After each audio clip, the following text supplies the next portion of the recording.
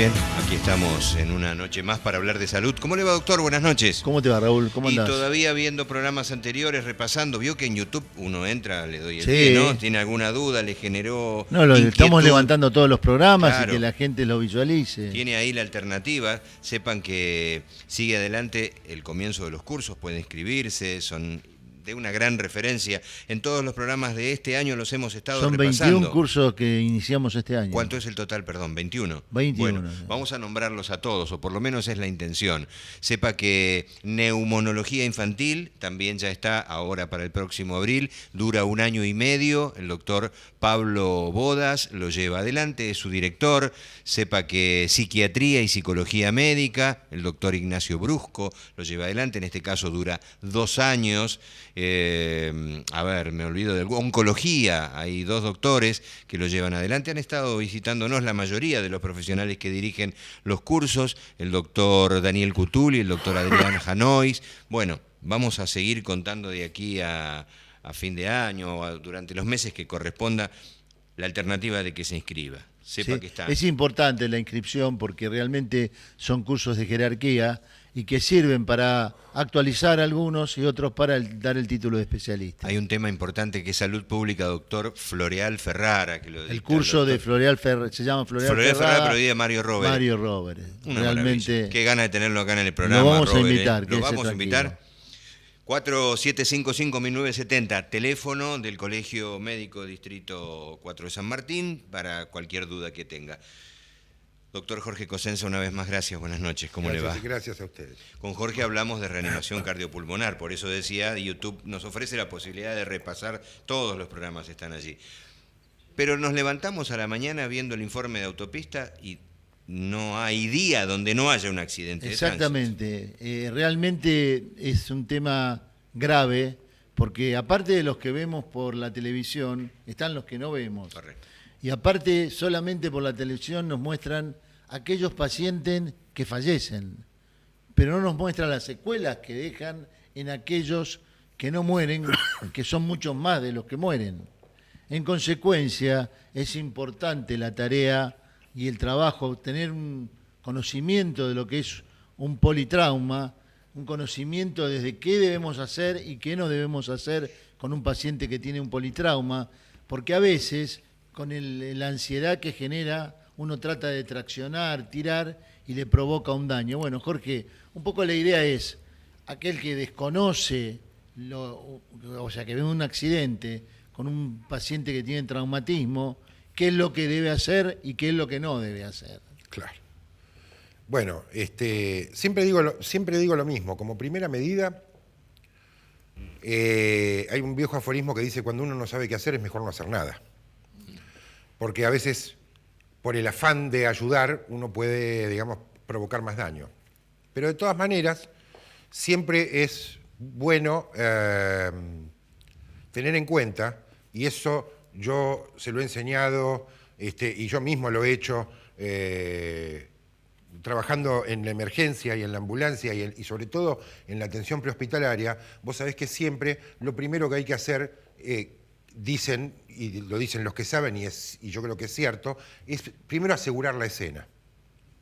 Digamos, si no te puede pasar lo que pasó, vos recordarás hace muchos años, una ambulancia no sé si fue del SAME o municipal, que llegó y murieron el médico y el chofer porque había emanaciones de cianuro. Sí, ¿Vos recordás? en Avellaneda. Bueno, claro, en Avellaneda, exactamente. Porque de las cloacas salía ácido cianhídrico y terminaron envenenados y murieron el médico, el chofer y no sé si un par de bomberos. Entonces, siempre hay que tener en cuenta el tema de la seguridad. Si, por ejemplo, uno llega y hay derrame de combustible, o hay fuego, o hay algo, saber que para eso está el personal de bomberos que asegura, te acordona en el área para que uno pueda trabajar tranquilo. Es importante el trabajo de nexo con los bomberos, ¿verdad? Ninguna duda de eso, ninguna duda. Que el trabajo es en equipo. Ahora, cuando nosotros llegamos a una escena y hay pacientes politraumatizados, vos sabés perfectamente que uno lo primero que hace es lo que se llama el triage. El triage es una palabra francesa que no tiene traducción al español, pero que quiere decir escoger, elegir, categorizar, sería la palabra, digamos, la traducción, y que es, uno debe elegir el paciente que lo necesita, digamos, la atención antes que a nadie. Ojo, por eso se hace lo que se llama el triage, y en países como en Estados Unidos se usa el sistema de las tarjetas. Es decir, hay una persona que es especialista y que hace el triage y le pega a los heridos o a los politraumatizados, sobre todo en los casos de heridos múltiples estamos hablando, les pega una tarjeta con un color. Entonces, el médico que viene atrás, que es el que hace la atención prehospitalaria, se fija el color y le da prioridad de acuerdo al color. Si el color es negro, ese lo pasa de largo porque no tiene ninguna posibilidad de sobrevida, son moribundos, o estamos hablando, por ejemplo, estamos hablando de una persona que tiene pérdida de masa encefálica. No, son decisiones que obviamente cuando uno las dice acá no gustan, pero es una decisión que hay que tomar porque por ahí, por esa persona que lamentablemente es irreversible su lesión y lo puede llevar a la muerte, perdemos otro que salvar, que se puede salvar. Por eso existe, en trauma existe lo que se llama la hora de oro. Y que la hora de oro es nada más que para ver al paciente adecuado y atenderlo en forma adecuada y llevarlo al sitio adecuado. Es el paciente, por eso uno le da, digamos, la mayor atención al que tiene el color rojo. El color amarillo es un paciente que se puede diferir, que si bien no quiere decir que no sea urgente, se puede diferir. Es decir, puede uno diferirlo una hora, a lo mejor, o un par de horas. Da tiempo, ¿no es cierto? Por ejemplo, en otro programa hemos hablado de reanimación cardiopulmonar. El enfermo que hace una muerte súbita no da tiempo.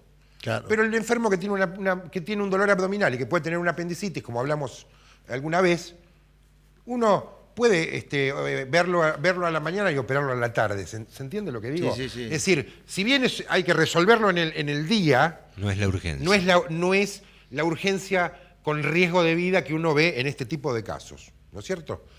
De hecho, lo que a mí me gustaría recalcar es, como dije al principio, es preferible a veces cuando no se sabe qué hacer, no hacer nada para no agravar más la situación, pero así como dijimos alguna vez, no lo toques, no es el no lo toques, pero sí es no lo muevas.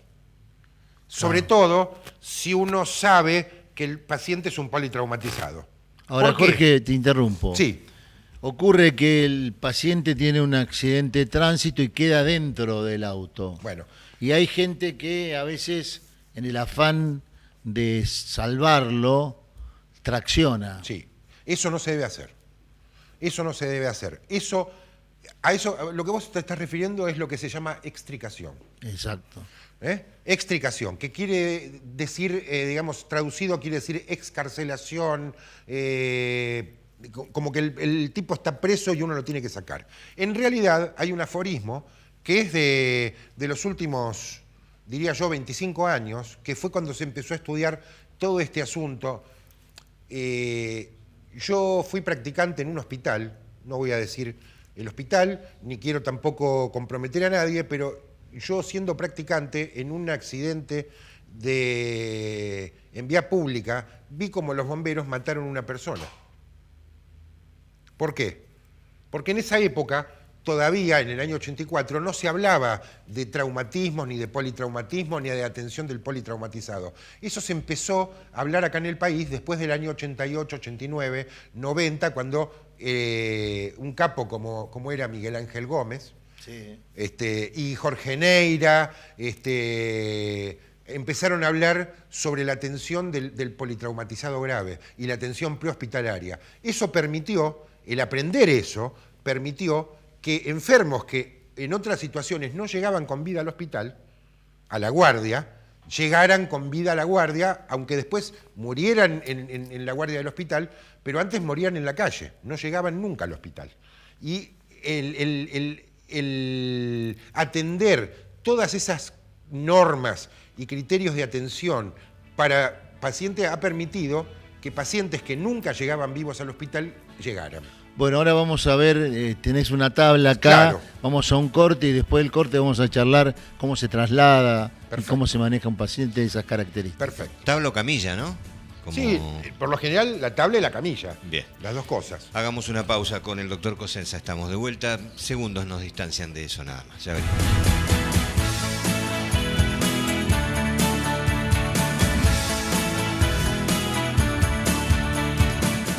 El Colegio de Médicos de la Provincia de Buenos Aires, Distrito Cuarto, es una entidad comprometida con la comunidad a través de la prevención, asesoramiento, educación para la salud y capacitación docente. Desde hace muchos años, trabaja permanentemente en la detección del ejercicio ilegal de la medicina, garantizando que su médico posea título habilitante. Colegio de Médicos de la Provincia de Buenos Aires, Distrito Cuarto, al servicio de los médicos y la comunidad.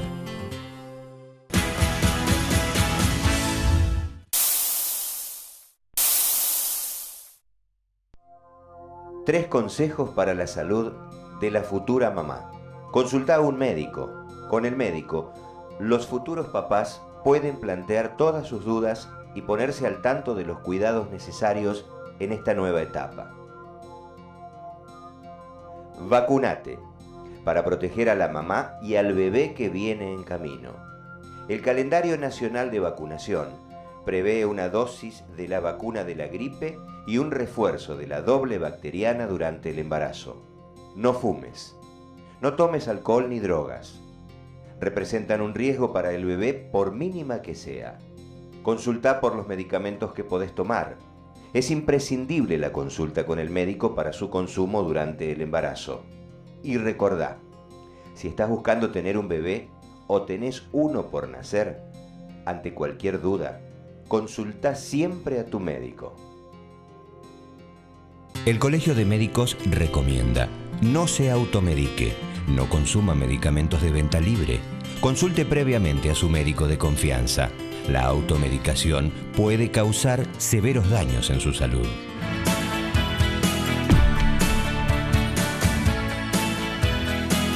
Muy bien, retomamos segundo bloque. Todos los contactos están en pantalla, tienen la posibilidad de verlo. Nos quedamos charlando, ojalá en casa ocurra lo mismo. Nos quedamos acá en el corte charlando, en este caso con Jorge, con Cosenza, sobre estos traumatismos, sobre el accidente de tránsito. Habíamos llegado a la tabla, Omar. Habíamos hablado, doctor Cosenza, del tiempo fundamental acá, ¿no? Fundamental. Claro. El tema de las horas, La hora de la oro. rapidez, la hora de oro. Ahí está. Tanto en las enfermedades traumáticas como en la hora de oro en el infarto, como en la hora de oro en el ACV. Como dije, O sea, en el politraumatizado es el paciente adecuado, en el tiempo adecuado, al sitio adecuado. Es decir, es el de trasladarlo. Y como dije antes, una vez que empezamos a respetar todas estas normas y reglas que puso el American College of Surgeons, la Asociación Argentina de Cirugía, por intermedio de como nombré a Miguel Ángel Gómez, un capo de la historia de la cirugía, Cacho Gómez, nos enseñó todo esto, junto con Neira, por ejemplo. ahora cuando ocurre el hecho, vienen los bomberos, ¿qué realizan con el paciente dentro del auto? Yo te decía, y te dije en el bloque anterior, que había visto cómo los bomberos habían matado a un tipo. Sí, ahora aprendieron. 84. Lo sacaron a los tirones del auto, yo lo vi, y el paciente llegó al hospital fallecido.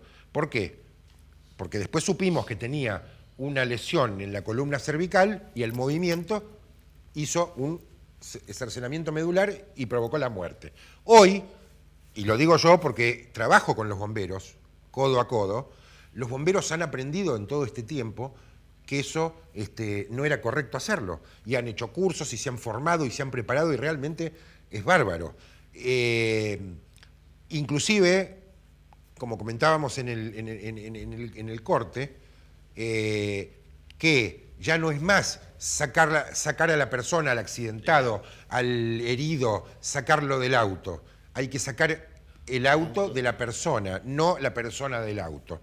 Entonces, hoy, si una persona queda atrapada, vienen los bomberos cortan el auto como si fuera lata de gaseosa y lo extrican el auto de la persona y no la persona del auto. O sea que en caso que la persona quede atrapada, el que está alrededor, los mirones, Sí. no deben traccionar y deben esperar que lleguen los bomberos. Tienen que esperar que lleguen los bomberos o la ambulancia con el médico. Exacto. ¿Por qué? Porque, como dije, las lesiones, digamos, que provocan la muerte en un incidente de este tipo,